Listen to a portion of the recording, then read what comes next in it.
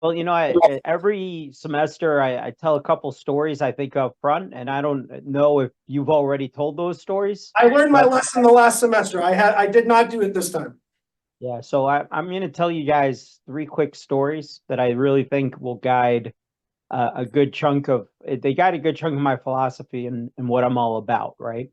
I've been really lucky to work on brands that everybody knows, right? I think your professor probably told you right now my boss is Shaquille O'Neal.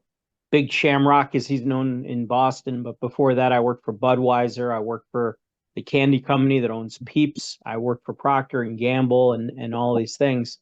But there's a few stories that are kind of key to my ethos, if you will, right? And I think if you understand those stories, you understand a bit about me and kind of how I got on the journey, right? The first story is a crazy one. I was sitting in a room just like you guys, and I didn't realize that in 4 minutes my ethos would be defined by one of the weirdest sayings of all time. But a lot of people don't know this, right? Because now we have flight simulators and computers and all of this stuff, right? And but in the 1960s and 70s, before there were computers, they had the pilots needed to like practice flying. And a lot of people don't realize this, but one of the most dangerous moments in flying is on takeoff or landing if a bird hits your plane, right? Pilots spend hours trying to avoid birds hitting your plane because if a bird hits a propeller, the propeller loses its physics, plane goes down. If it gets sucked into a one engine plane, plane goes down if it's a big enough bird, etc. And in the 70s, before there were flight simulators where you could simulate a bird hitting your plane, they actually used dead chickens and they would fling dead chickens at airplanes. You can't make this shit up, right? And they're at a transportation conference in Europe, and they're explaining, Airbus is explaining their chicken catapult. And Rail France says, we need one of those too, because the birds, they hit our windshields, and if our conductor brakes too hard, passengers fall over, baggage falls down. If they don't brake, a bird could crack the windshield of the train. Can we borrow one of your chicken catapults? And they said, sure, right? So they borrow this catapult, and here comes the train, and here comes the bird, and 3, 2, 1, bam! Right through the windshield of the train, right through the back of the conductor car, through 3 rows of seats, embeds itself dead smack in the wall of the back of the first car. People are freaking the shit out, right? They're running around. They're trying to figure this out. Everybody's finger pointing. It's your fault. No, it's your fault. They start blaming procurement. You bought bad glass. You bought bad paper components to the train. They can't figure it out, right? They start blaming the engineers. The engineers didn't have the velocity right. They sent the bird too fast. That didn't check either. They cannot figure out what happened to their train. They're going over and over and over again, and they cannot figure it out. And finally, they send reams and reams of research to Airbus saying, help us figure this out. Why didn't the chicken catapult work? And a week later, they get back a 1-page letter. Dear sir or madam, please defrost the chicken. Defrost the chicken became my mantra for sales, quite honestly. I've used this analogy, this story, with every single sales team I've ever worked with. Because at the end of the day, it's the simple things that close deals. The more you try to complicate this, the more you're going to screw this up, right? I have to tell my head of franchise sales all the time, do not combine deals. Do not try to create groups. Do not try to bring 3 disparate parts together to have a bigger deal. Keep it simple and stupid. Defrost the chicken. Always, always remember to defrost the chicken. And your chicken is the deal that you're trying to close, right? That's the first story that's really key to me. Second story that's key to me, when I was 22 years old, about your guys' age, I lived in Boston, Massachusetts, not far from where you guys currently sit. I worked for the Procter and Gamble company, and I get my first promotion, and it's to CVS Drug down in Woonsocket, Rhode Island. And every day I would drive from basically South Boston to Woonsocket, Rhode Island. And this was before audiobooks and book on tape and all the good things. It was me, my Sony Discman, and a tank of gas driving down to Woonsocket, Rhode Island. And my job was to actually work inside their office. They wanted their top 8 consumer goods companies that called on CVS to basically give them like a 22, 23-year-old that they could just kind of abuse as like a consultant who could work with them internally on internal initiatives and work on sales and all this stuff, right? And I got down there and I thought like I had like bad body odor or something because there was always a 10-foot circle around me. And wherever I moved, the circle would go. Like no one wanted to talk to me inside CVS. You know, like the other vendors were told, don't talk to that guy. He's Procter and Gamble. Like we don't like them. Don't talk to them. And finally one day I kind of corner the chief merchant of CVS and I said, why are we so hated? Like I'm 22, 23 years old. I'm like a year and a half out of college. But it's clear to me that everyone in this building hates my company because you don't know me to decide if you like me or hate me. The guy goes, well, you know, that's very observant of you. Obviously, we don't hate you, but we hate Procter and Gamble. You guys are our largest vendor. You guys really don't understand the way we operate. And, you know, you guys have this whole supply chain initiative and sales initiative. But because of your initiative, every one of our buyers that touches the Procter and Gamble business will not make a bonus this year because of this initiative of you guys. I said, well, what do you mean, right? Like we did this initiative because of A, B, and C, and most of our customers, A, B, and C is what's important. And he goes, hey, that's great for other customers. Those are grocery customers. We get paid for D, E, and F, right? And in you guys trying to grow A, B, and C, you guys are derailing D, E, and F. So every single person that touches your business that you're selling to knows that they have to follow you because they're the market leader, but they also know that by following you, they are losing their bonus. Think about how messed up that is, right? So the key learning here, the number one thing you need to figure out, and I've said this to every sales team that I've ever led, if you don't understand how your customers are paid and how they're compensated and how you're rewarded, you've already lost the deal. Right? Ask the question flat out, like, hey, I'm new here. Especially when you're right out of school, you can be like, look, I've been here a hot minute. I don't know anything. I need you to teach me. How are you guys paid? What are the KPIs that matter most to you? And take copious notes on it, right? Because if you sell to someone in a way where they say, I could help my business and get paid, it's a hell of a lot better than just saying I could help my business. Or, you know, it's, people will often behave in the way that benefits them. And then the third story that I would tell you is when I was 18 years old, I get into college and my father says, hey, that's great, but you're not going, right? Such a jerk, right? And I know my dad well enough to know, like, obviously I'm going. He wants to prove some bullshit point, right? And he goes, look, congrats on getting in. I'm going to basically get you a job for the summer and you're going to do the job and you're going to learn from the job and you're going to tell me everything you learned.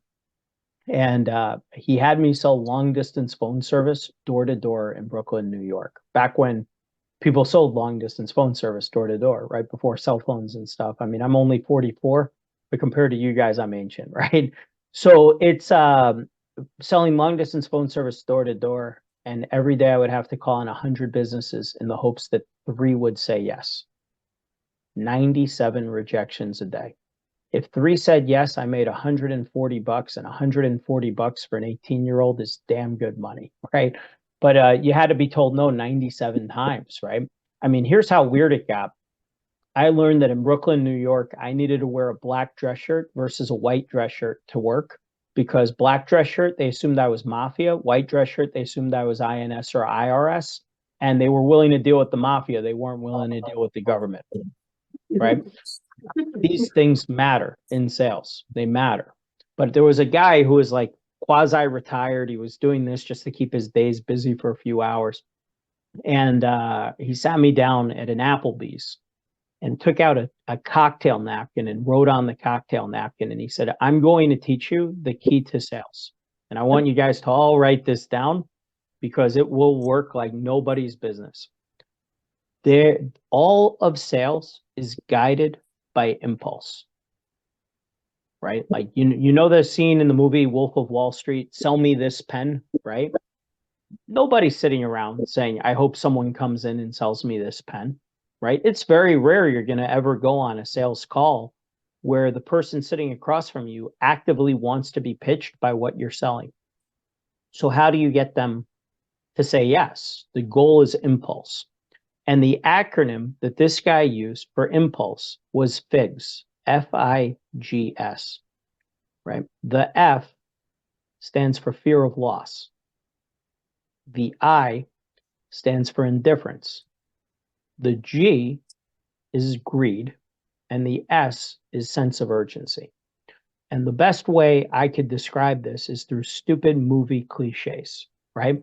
Because at the end of the day, you sort of date your customers, right? You do. You date your customers. You want to convince them that you're interested in a relationship with them, not a sexual relationship, but a business relationship with them.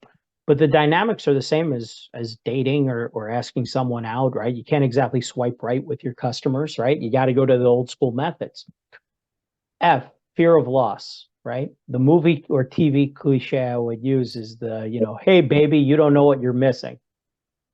And I see every girl, because I'm watching you guys from behind, every single person's shoulders just went up. Nobody likes fear of loss. Fear of loss is the number one sales tactic. New salespeople, don't do it. Don't do it, right? The G, I'm going to skip by for a minute. The G, greed, right? This one is, hey, we should go out Friday night. I went out with your friend on Wednesday night. We had a great time. We should go out Friday night. Ladies, does that work? And yet every salesperson says, hey, look at what I did for this customer over here. If I did it for them, I could do it for you. Right? S, sense of urgency, right? In the movies, it's, I'm going off to war tomorrow, and this may be my last time to ever go on a date with a girl, right? It works in very limited ways, right? In business, it's, if you act now, you get a free house plan. I don't love sense of urgency, though. If you try to put people on a clock that doesn't work for them, it doesn't work so well. Some of the biggest sales deals I've ever closed come through indifference, right? I want you to think about indifference for a second, right? Imagine someone says, hey, would you like to go have a drink Friday night? And you say, gee, I don't know. I'm sort of busy, right? And the person asking you says, hey, it's okay. I just thought we'd have a fun time. Maybe another time.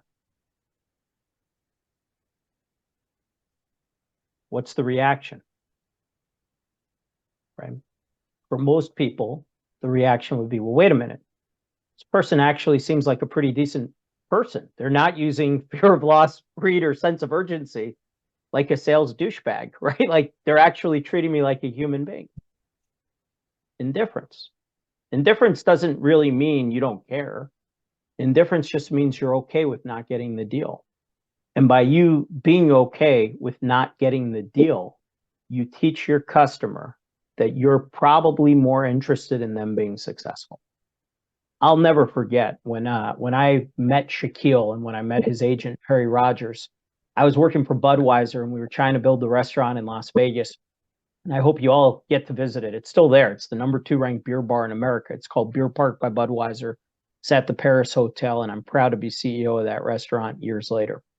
And when I was negotiating the deal with Perry Rogers, Shaquille's agent, Perry kept saying, look, if you insist on A, this deal is off. And I go, all right, then the deal's off. I don't know what to tell you.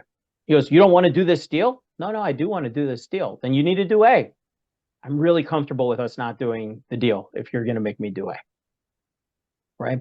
He told me afterwards that no one had ever sold to him that way, that it completely mind screwed him.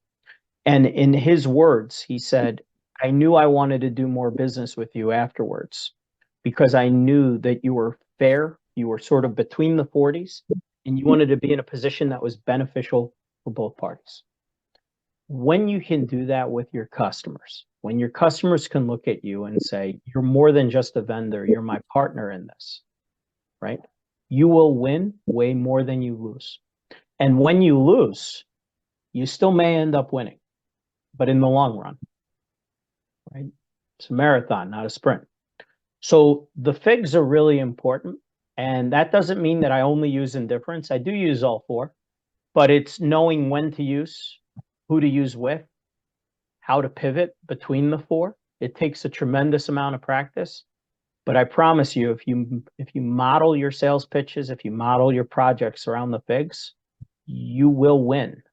Maybe not the first time, but in the long run, you will win. So I know you guys have a ton of projects, and I've been speaking for way too long. As Zev knows, I tend to do that. But I wanted to share these three stories because I think they're all critically important for you guys as you become future sales leaders. And I say sales leaders and not salespeople, because for you guys to put this type of investment into a class like this, you're not going to be on the front line for too long, right? The goal is to move you up in organizations, manage big teams of salespeople, and have a tremendous career. Kick it over to you guys while I sip my Allagash here.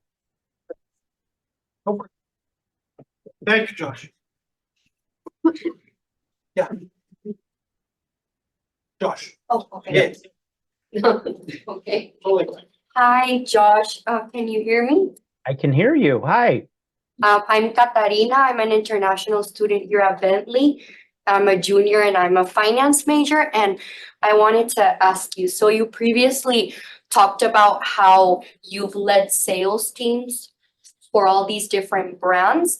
And so I was wondering, how can you know what qualifies, like what qualities you have or what makes you qualified to lead sales teams through all these different market segments? Because all these brands are either retail, restaurants, they're all very different. So how can you like come together and be able to help them in their specific needs and their target customers?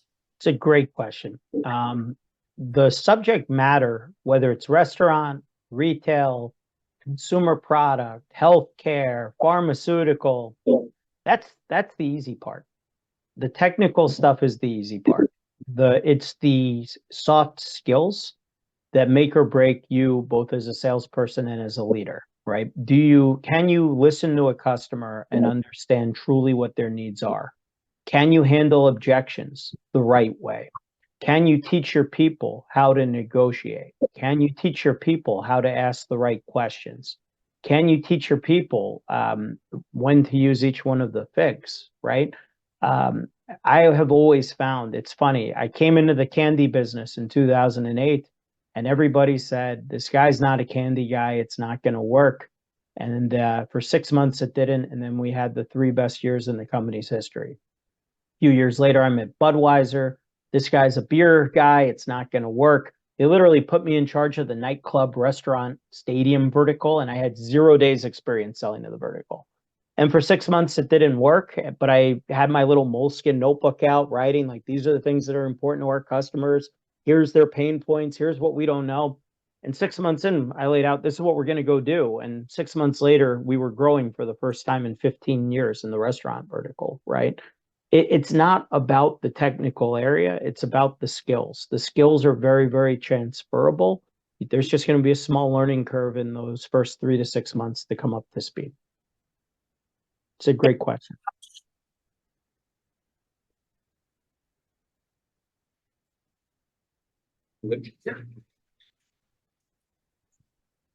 Hi, Josh. Can you see me?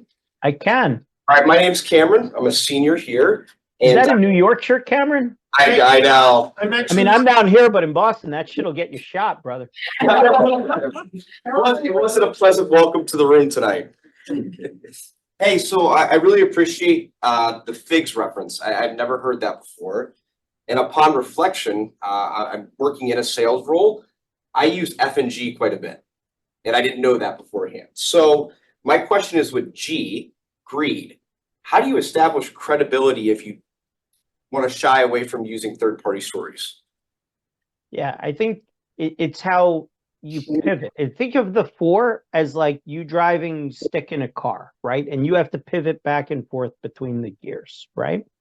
So instead of saying, hey, it worked for customer A, it'll work for you, you could say something like, it works for customer A, but it may not be right for you. But that's okay. I just wanted you to understand it because it is working for customer A. And now you're combining greed and indifference, right? And there's nothing wrong with doing that. It's a small pivot, but it's a meaningful one. And you can do the same thing with indifference and fear of loss, right? Like, hey, and by the way, that's normally what I do is combine indifference and fear of loss. And I'll just be like, look, I'm here for you. It doesn't really matter for me if you do this or not. I just didn't want you to miss out on it. I wanted to make sure you knew what we were looking at. And then you see sort of the gleam in the guy's eye, and he says something like, well, do I have to go all in or can I pilot it? Now, pilot is basically a mini victory, right? So you can combine, it's not like, hey, this is an indifference moment. This is a fear of loss moment. This is a greed moment. Just think about how they interact with each other. And are there ways that you could slightly flip script to get it more where you're on the customer side of the table instead of trying to drag them to your side of the table? Perfect. Thank you, Josh. Appreciate it. You got it.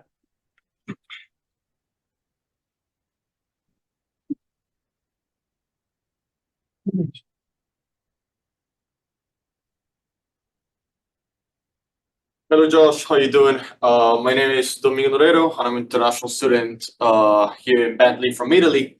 And I had some questions in regards to the little acronym we were studying about. I want to more or less relate it really to the ethical sense about our salespeople. We research our customers before going to them to make sure we're more engaging and trying to get it with our potential customers. And how do we really use the research then in order to affect the 4 different points that we came across?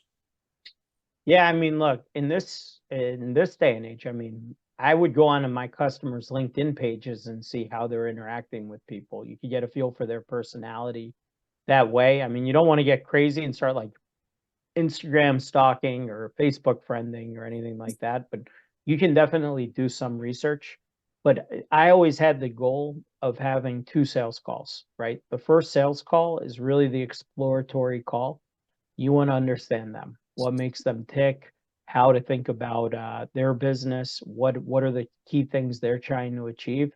The second call, you bring the full arsenal and you try to really make a big influence.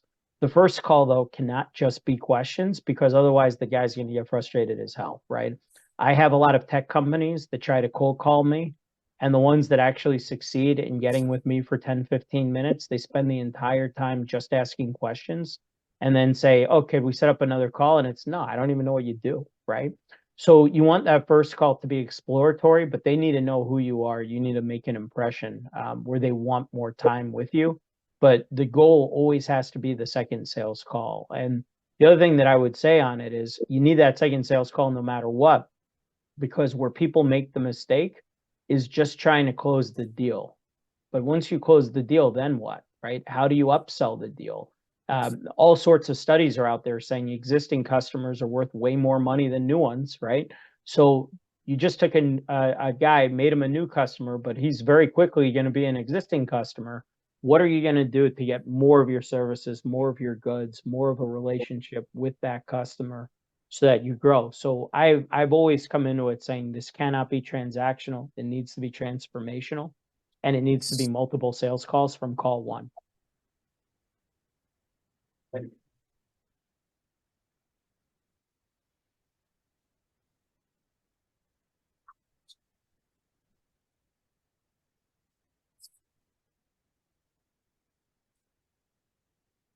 Hi, Josh. I'm Loy. I'm an exchange student from Kuwait in my junior year. Last summer, I interned at a catering company in the UAE, which was based from Kuwait, and I noticed some cultural nuances. My question to you is, given the expansion of big chicken across the US in diverse situations, how do we navigate and address these cultural nuances without making a huge shift in compromising the organization's culture? Yeah, I mean, you have to, if you're going to be a global company, you need to play to cultural norms in the countries you're going to be in, right? I was in China last April, if I came into those meetings trying to act like an American, it wouldn't work, right? So you do need to follow the cultural norms. But as you build a culture, there are things that transform and transcend across all cultures, right? The notion of people being accountable, the notion of people wanting to be partners, the notion of people caring about each other's success, the notion of trying to find mutually beneficial and symbiotic ways to work together. These things span all countries, right? And if you start the relationship with the things that bring us together, the differences can come together as well. But there are definitely some cultural norms that you do not, and I'm sure at some point you guys will be in an international business class or an international communications class. There are some cultural norms where if you trip on yourself, you will end the conversation right there. And you need to know what those are. To the last question about research in advance, you need to research, okay, what are the cultural norms with the company that you're about to have a discussion with, and how do you make the best possible impression upon them? Thank you. So great question. Thank you.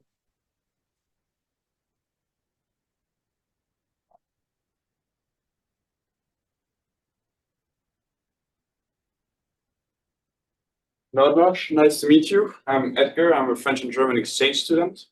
So in one of your interviews, we were talking about consistency and how you liked your little habits and that you never changed throughout the years. And my question is, how do you apply this to sales? Because in sales, you need to change your approach to adapt to each client, to manage and transform relationships. So yeah.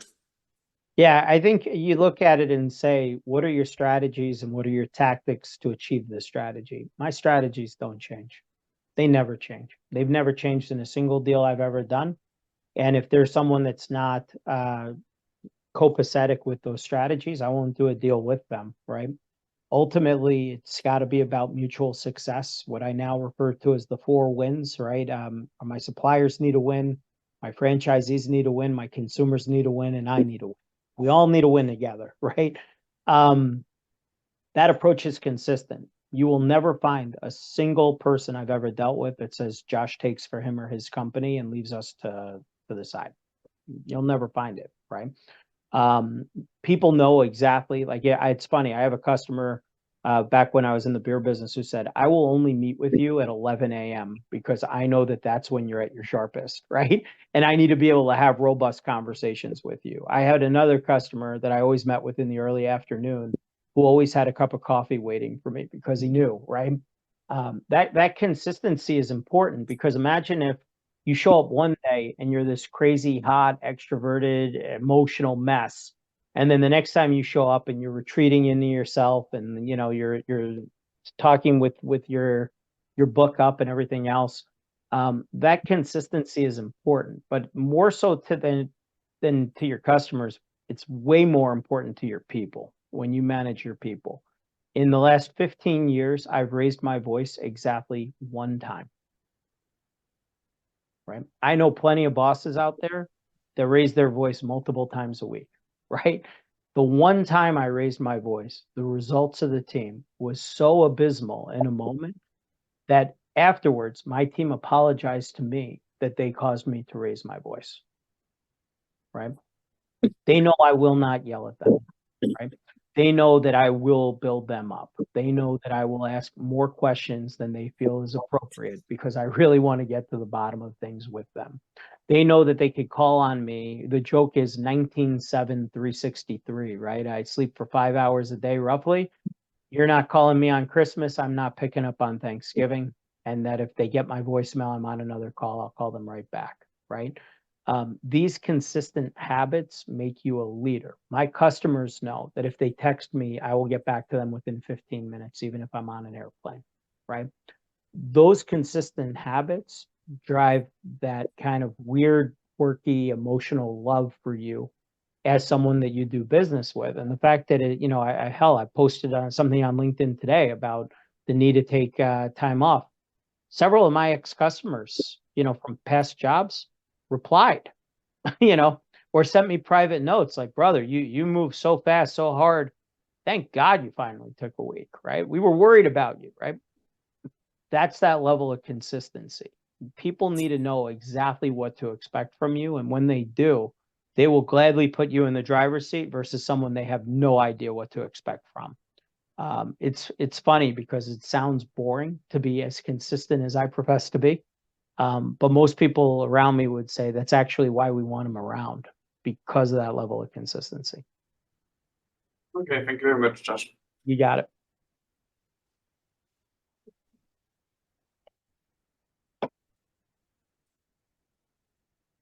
Hey Josh, I'm Will. I'm a senior at Bentley as well. I also had a question just to follow up with that. How do you remain like so consistent throughout your career? What would you say like your best advice would be with that? Yeah, it's funny. I wasn't always that way. Most people in sales, some of the best salespeople I ever met, by the way, are introverts, right? And they rely on analytics and kind of this stone cold stoicism, this indifference. But most sales leaders are extroverts, right? And I have, right, wrong, or indifferent, the gift where I could really fire people up and get them excited to follow direction. And I was at Clorox 5 years into my career. Clorox is who moved me out of Boston to San Francisco. And I'm sitting in my 360 review with my boss, who's the vice president of the department. She said, here's the problem. When you're fired up, excited, ready to rock, the entire 400-person sales force wants to follow you into battle. But when you're down and negative, the entire 400-person sales force wants to follow you to their deaths. I was like, shit, man. Talk about like that kind of like kick in the pants of understanding self-awareness, right? Because most salespeople have bigger personalities, because they're the sort of people that you listen to if you like what they're saying. I learned I needed to be very, very cognizant, not just of what I was saying in the moment, but what the reaction was of people in the next 100 moments, right? And it dawned on me at that moment in time that I needed to work on, really, if my range was going up and down and up and down and up and down, how could I be a little bit higher than center, but with next to no range at all, right? How could I be positive and in the right moment fire people up and then go directly right back to center, right? And that took work, right? The interesting thing, one of my biggest principles is continuous improvement. I will be better in 5 to 10 years than I am today. I am better today than I was 5 or 10 years ago. No one's expecting you guys to come out of school 22 years old, ready to rock, be the best salesperson in the organization. It's like sports, right? Like you don't expect the rookie to be leading the league in passing yards, but you want to see the potential of that rookie, right? And that's the way people are going to look at you as you graduate this year and go out into the workforce. It's not going to be, is this the number one person in the yard? It's going to be, could this person be the number one person in the yard? Those are very different things. And it's you working on that craft that's going to make the difference of whether or not people are going to bet on you or not. And that's what you want in the beginning of your career. You will want mentors to bet on you and say, I'm taking you under my wing because I think you should be me in 5 to 10 years. And I was really, really fortunate to have really incredible mentors during my 20s that helped me propel myself in my 30s to great heights. Thank you very much. Nice to meet you. Nice to meet you too.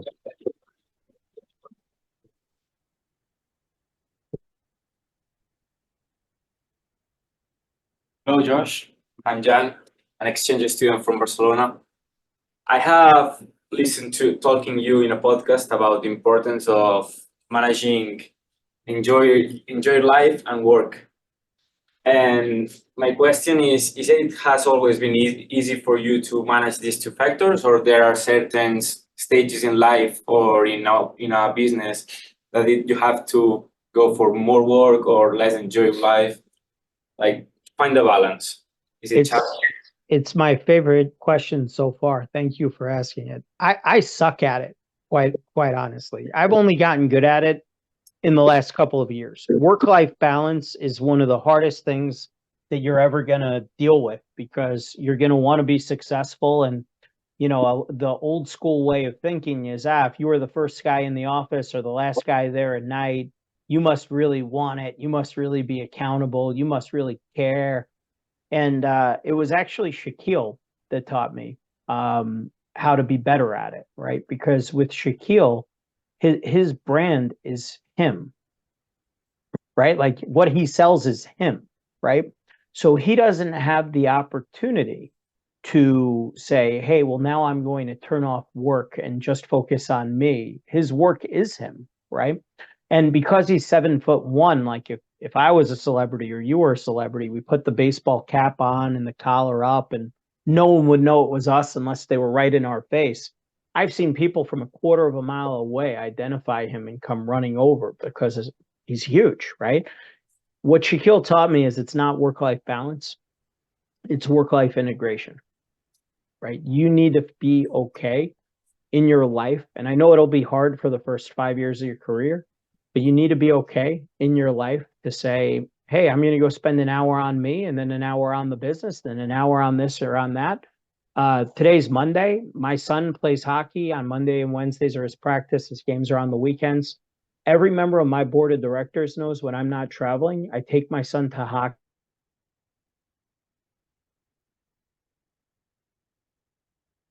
My board calls me at 6:05 because they know I'm at the hockey rink just watching the practice, and that they can get me on the phone for 15 or 20 minutes because that's what I'm doing, watching the practice. And they know that I'll pick up and watch my son practice while talking to them. It's the most captive moments for us to interact together.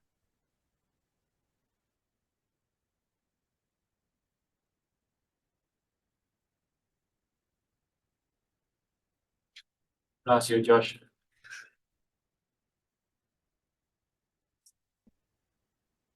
Did I break up there? Yeah, Yeah, no.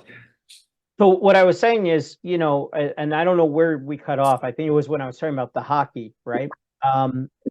They know they can call me at 6:05 at night and that they can get me for 15 minutes until I take my son off the ice and get him out of his goalie pads.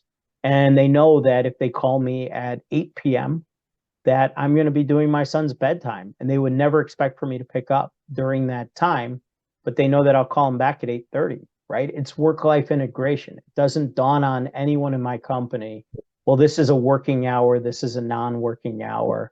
It doesn't dawn on anyone in my company, hey, he didn't pick up because he's doing his kid's bedtime or he's doing carpool.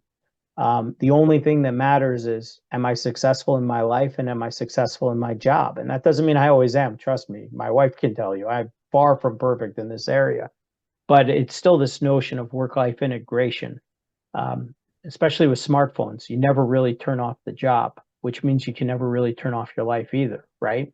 You got to manage the two together. Thank you. Yeah. It's a great question, by the way.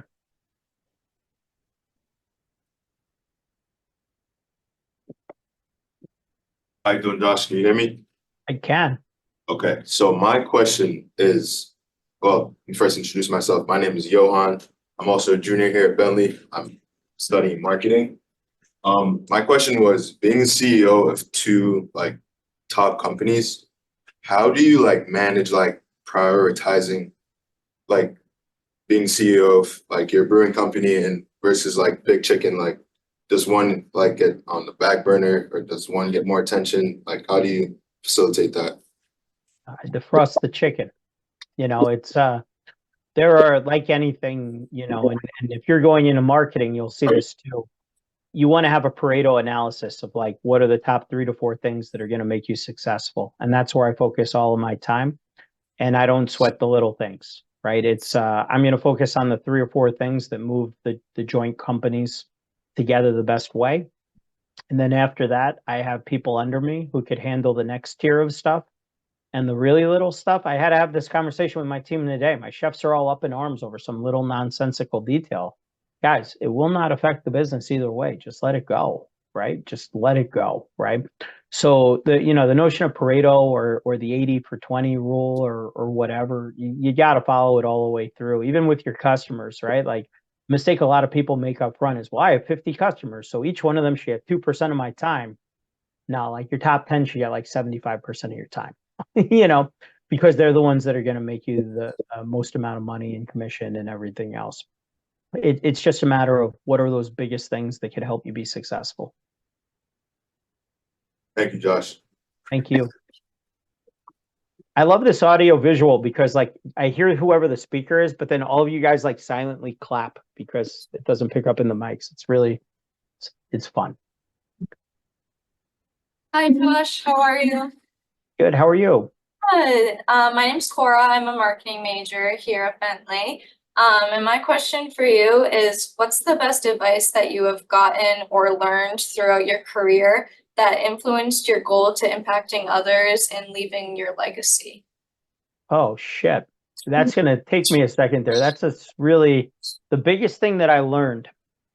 I think the biggest thing that I learned is you need to be authentic to who you are, period. Right?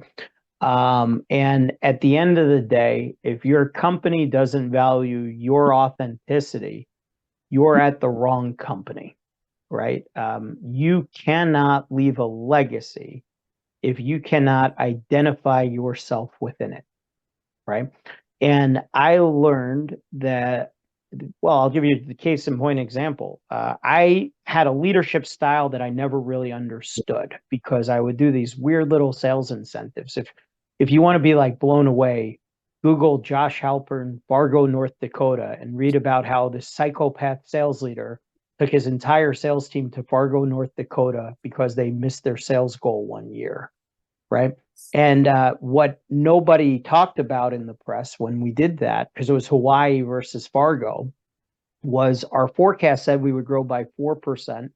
The owners wanted 10%. I said, well, you know, what would it take for you guys to push for 10%? And my whole team said, well, if we did our December trip in Hawaii, it would be great. I said, great. Where do we go if we miss? And a guy chimed in and said Fargo, and we grew 8.8%, well over forecast, but not where the owners wanted us. And the owner said, look, you had a good year. Just do your December meeting in headquarters. And it was my team that demanded that we do it in Fargo, not me.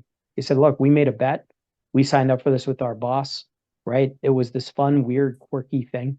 And I never understood it until I read Tony Hsieh, the guy who started Zappos, his book, Delivering Happiness. And he talked about how his leadership philosophy was creating fun with a little bit of weirdness. And I said, oh my God, that's what I've been trying to do, right?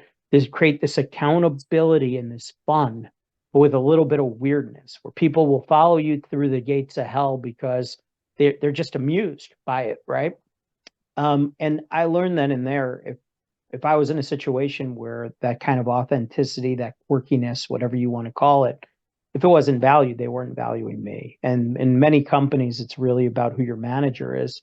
So at Anheuser-Busch, I worked for 3 men who valued the hell out of me and a 4th one that didn't. And I said, look, it's time to go. And there's nothing wrong with that.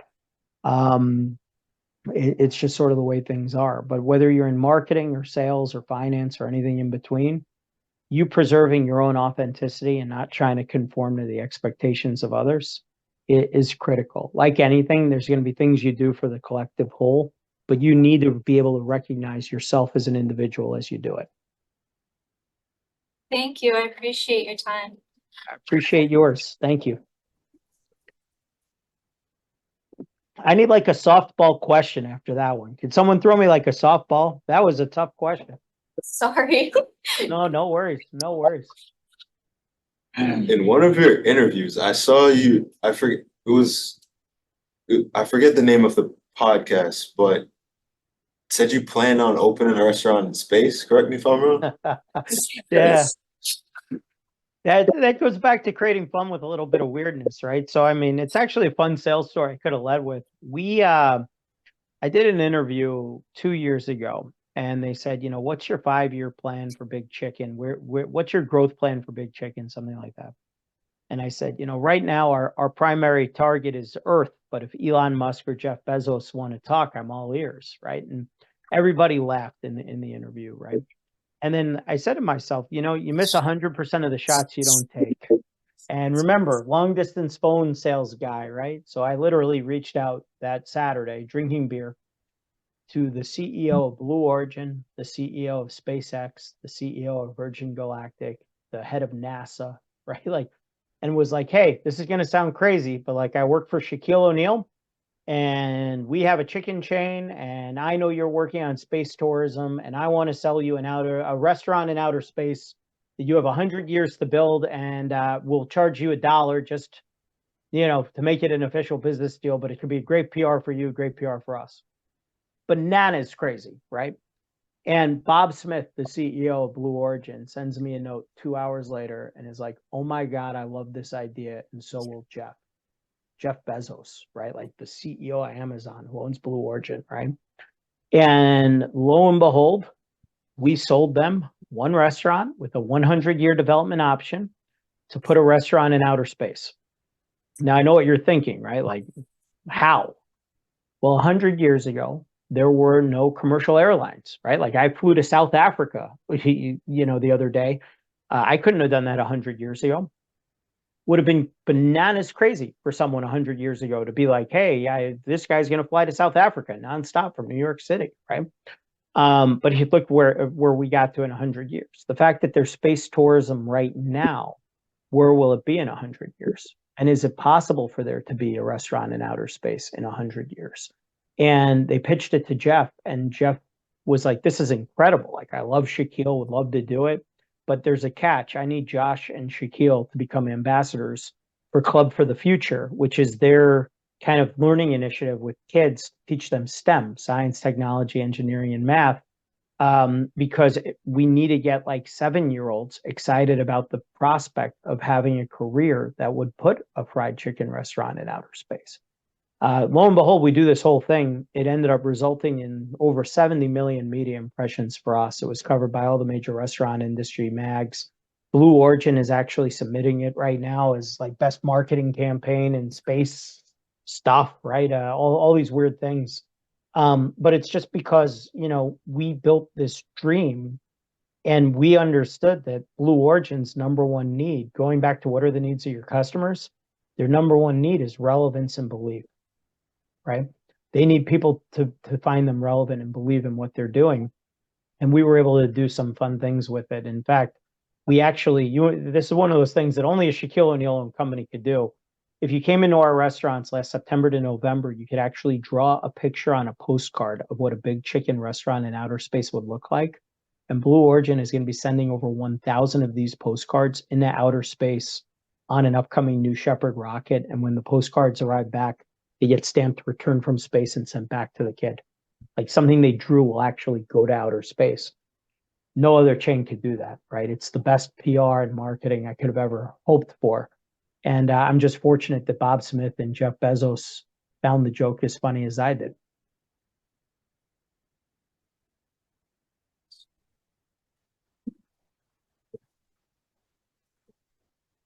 Are there any other questions? Yeah, one, okay.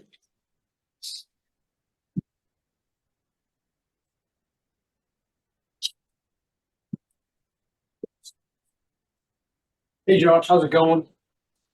Good, how are you? I'm good, thanks. So I'm John, I'm a junior at Bentley, and I saw that Big Chicken does nationwide shipping using Goldbelly like for their products. I thought it was a pretty interesting concept because I feel like that's kind of hard with like, like cooked food and stuff. So I guess just like from a sales point, like have you found like that to be like successful with the business? Not really. I mean, it's one of those things that gave us marketing. So, I know some of you guys are marketing folks and some of you guys are sales folks. And there's a very simple draw right now, like a 2x2 grid on your sheet of paper, right? Here is the natural strain between sales and marketing. Everybody wants the top right quadrant, right? So on the y-axis, the one that goes up and down, put brand equity. And on the x-axis, write sales volume, right? Sales and marketing can agree that top right quadrant is pretty badass. If you could grow brand equity while growing sales, everybody's happy and working together. The problem is most activities in sales and marketing don't accomplish both things simultaneously, right? If you go into that bottom right quadrant, which is high sales, low brand equity, that is where the majority of salespeople live. And if you go into that top left box, which is high brand equity, low sales, that's where most marketing people live. Obviously, if it's low for both, nobody wants it. It gets thrown away, right?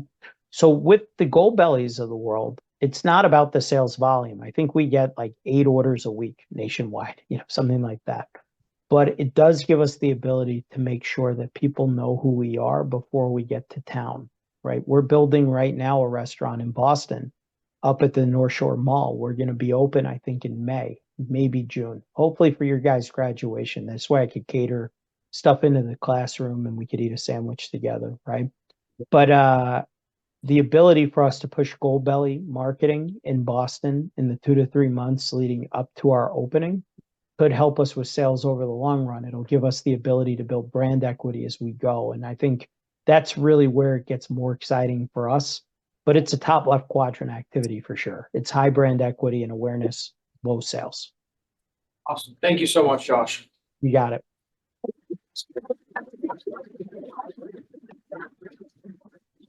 Any other questions for Josh?